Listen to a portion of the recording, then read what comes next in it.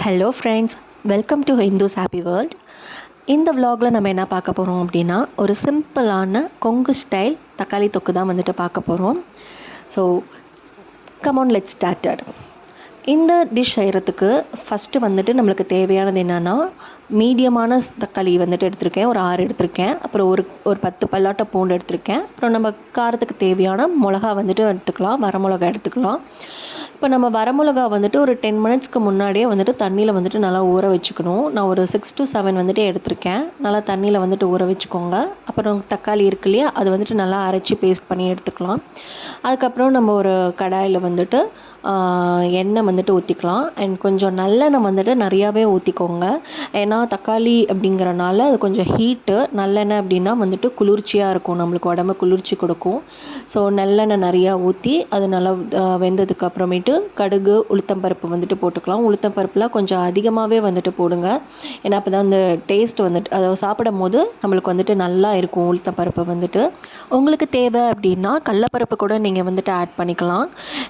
Personally எங்கள் family மெம்பர்ஸ்க்கு வந்துட்டு அதை ஆட் பண்ணால் பிடிக்காது, அப்படிங்கிறனால நான் அதை ஆட் பண்ணல. உங்களுக்கு தேவை அப்படின்னா, உங்களுக்கு பிடிக்கும் அப்படின்னா கடலப்பருப்பு கூட ஆட் பண்ணிக்கலாம். ஏன்னா இது கலந்து சாப்பிடும்போது நல்லாயிருக்கும். இந்த டைமில் வந்துட்டு நம்ம அரைச்சி வச்சிருந்த தக்காளி இருக்குங்க இல்லையா, அதை வந்துட்டு நம்ம வந்துட்டு போட்டுக்கலாம். போட்டு வந்துட்டு நல்லா கிளறி விட்டுக்கணும். நம்ம ஊற்றி கிளறி விட்டுக்கிட்டு அதை கொஞ்சம் அந்த பச்சை வாசம் வந்துட்டு போகிற வரைக்கும் நம்ம வந்துட்டு கிளறி விடணும். அப்படியே பச்சை வாசனையாகவே இருக்கும் இல்லையா, அதை வந்துட்டு நல்லா போகணும். அது போகிற வரைக்கும் நம்ம வந்துட்டு கிளறி விட்டுக்கிட்டே இருக்கணும். கொஞ்சம் அடுப்பை வந்துட்டு சிம்மில் வச்சிடலாம். சிம்மில் வச்சோம்னா தான் அது வந்துட்டு நல்லா வந்துட்டு வேகும். ஸோ அந்த வேகும் போது நம்மளுக்கு அந்த பச்சை வாசனை வந்துட்டு ஆட்டோமேட்டிக்காக வந்துட்டு போயிடும். ஸோ இது வந்துட்டு நல்லா வந்துட்டு கிளறி விட்டுக்கலாம். நான் அப்படி கிளறி விட்டுட்ருக்கேன். அதுக்கு அடுத்தது வந்துட்டு நம்ம வச்சுருந்த பூண்டு, அதுக்கப்புறமேட்டு வரமிளகா, இதை வந்துட்டு அரைச்சிடலாம். அரைச்சி அதை வந்துட்டு நம்ம வந்துட்டு ஆட் பண்ணிடலாம். அவ்வளோதான்.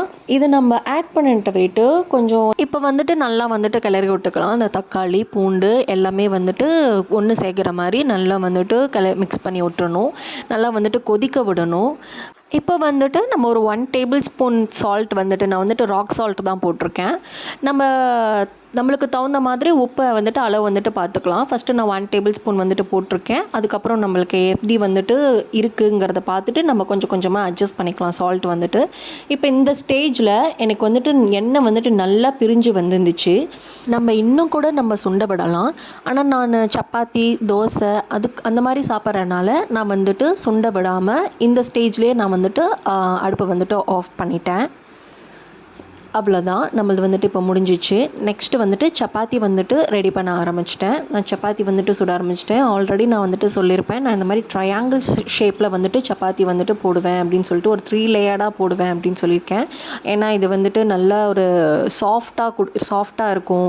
2 hours வச்சு சாப்பிட்டா கூட நல்லா சாஃப்டாக இருக்கும், சீக்கிரமாக காயாது. இதெல்லாம் வந்துட்டு நான் வந்துட்டு என்னோடய வீடியோவில் நான் சொல்லியிருப்பேன். வேணும்னா நீங்கள் அதை கூட போய் செக் பண்ணி பாருங்கள் என்னோடய விலாகில். அவ்வளோதான் ஃப்ரெண்ட்ஸ், எங்களுக்கு இந்த டின்னர் சிம்பிளாக சப்பாத்தி அண்ட் தக்காளி தொக்கோட முடிஞ்சிச்சு. உங்களுக்கு இந்த வீடியோ பிடிச்சிருந்துச்சு அப்படின்னா மறக்காமல் லைக் அண்ட் சப்ஸ்கிரைப் பண்ணுங்கள். Thank you and love you all.